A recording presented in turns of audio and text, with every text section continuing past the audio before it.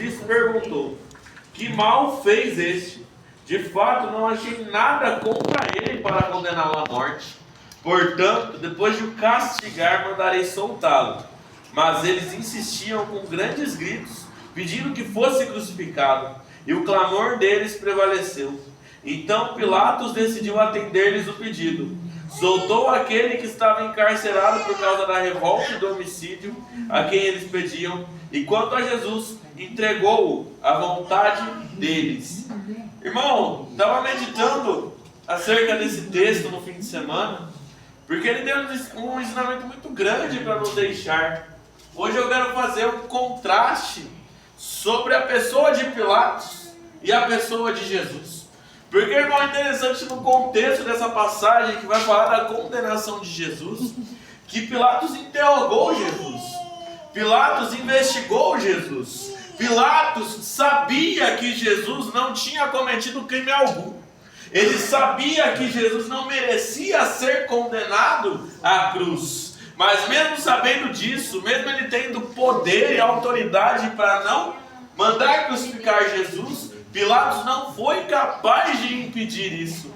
É interessante, irmão, porque a história vai registrar para a gente que Pilatos, ele era um líder obstinado e um líder cruel. Mas quando estava no tempo qual Jesus ia ser crucificado, Pilatos estava sendo perseguido até pela parte dos romanos, porque nem os romanos aceitavam a crueldade com que Pilatos tratava as pessoas. Então Pilatos ele tinha um pouco de medo de perder o controle daquela população, do controle das pessoas. O interessante é que Pilatos estava em Jerusalém, mas nem era a sede do governo, porque se você pesquisar, a sede do governo romano naquela região é Cesareia. Mas por causa da Páscoa, como ia muita gente para Jerusalém, Pilatos estava lá para conter aquela população.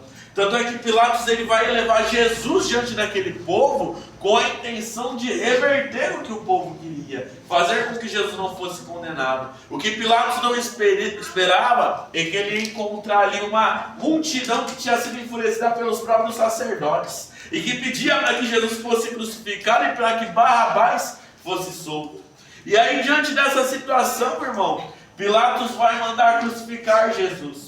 Só que essa situação se torna muito pior, porque Pilatos fez isso para agradar o povo, e numa tentativa de tentar livrar o nome dele, lá no Evangelho de Mateus, ele vai lavar as mãos, falando que ele não tem culpa do que está fazendo. Mas, irmão, o povo pode ter falado, mas quem tomou a decisão de fazer foi Pilatos. Quem deu a palavra final para crucificar Jesus foi Pilatos. Claro que isso aconteceu para que se cumprisse a vontade de Deus, mas isso não tira o pecado que ele cometeu, porque ele fez isso para agradar o povo, para agradar o que as pessoas queriam. Por outro lado, a gente tem Jesus. E é interessante, irmão, que Jesus ele sabia tudo o que ia acontecer com ele. E ele sabia pelo que ele iria passar. E Jesus ele também tinha autoridade e poder para sair daquela situação. Jesus não precisava ter ido para a cruz se ele não quisesse. Ele só precisava ter falado uma palavra e ele sairia daquela situação. Mas Jesus sabia que se ele saísse daquela situação, ele não cumpriria a vontade do Pai. Porque era necessário que ele fosse para a cruz para que eu e você pudéssemos ser salvos. O interessante é que para cumprir a profecia de Isaías, Jesus ele não vai falar nada. Ele é interrogado, mas ele vai ficar em silêncio o tempo todo, como um cordeiro indo para o matadouro. O interessante, irmão, é que o povo judeu esperava um Messias político. Esperava um homem que viesse para quebrar o jugo de Roma e para que os judeus tivessem domínio sobre o mundo. Mas Jesus não veio para destruir nenhum tipo de império mundano. Jesus não veio para se limitar àquilo que nós pensamos com os nossos olhos carnais. Jesus veio para derrubar o império das trevas que havia sido estabelecido pelo pecado, para construir um novo e vivo caminho que eu e você temos acesso à salvação. Jesus naquele momento está inaugurando o reino de Deus, que diferente de qualquer reinado humano nunca vai ter fim, porque é eterno.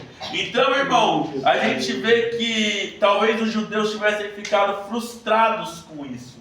E por isso eles tinham tanta raiva de Jesus. Tanto é que até os dias de hoje eles não aceitam Jesus como Messias. Mas Jesus não veio para agradar ninguém. Jesus veio naquele momento para cumprir a vontade do Pai. E aí a gente tem a diferença. Pilatos fez a vontade das pessoas. Jesus fez a vontade que o Pai havia estabelecido. E por que é tão importante a gente falar disso hoje, irmão? Porque a gente vive dias em que, principalmente por conta das redes sociais, nós tendemos a ter uma vida guiada por agradar os outros, guiada por causar uma boa impressão, porque a maior parte de nós acaba querendo ter uma boa impressão na internet, boa impressão em diversos espaços, seja no trabalho, seja em outros lugares, mesmo que seja uma imagem artificial. E o mundo prega que você tem que ter essa boa imagem diante das pessoas. Mas quando nós ficamos nessa busca incessante de tentar causar uma boa imagem nas pessoas, de tentar vender uma vida perfeita, nós corremos o risco, porque o que o mundo